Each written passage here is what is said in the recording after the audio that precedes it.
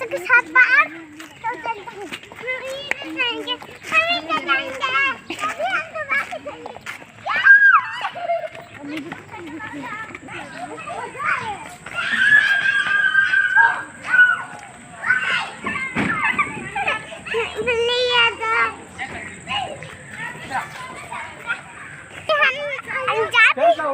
हम झूले लेके जाते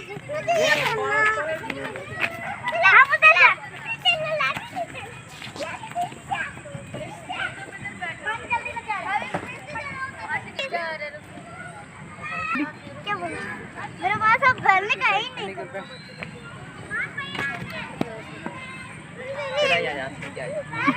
आने दादी जल्दी से आ जाओ। दादी मेरे साथ आके बैठ जाओ। मैं गिरूंगा बादी ये मुझे उतारो चलो फिर मुझे आगे नहीं बोलना। अरे मैंने इसलिए कहा था चलो वो समय पार कर रहा हूँ। रात को बारिश हुई मम्मा किधर अभी मैंने एक डोनेट दी है अस्सलाम वालेकुम गाइस हमने आइसक्रीम खा ली है अब हमारी झूलों की बारी है। दादी दादी बोलो मम्मा ने लिया ना दादी अपना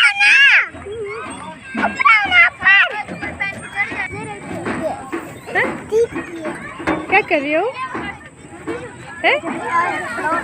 गाइस ये देखो मेरी की नई प्यारी सी छोटी सी कजन आज स्लाइड वाली मैं चाचू की बेटी स्लाइड ले रही है।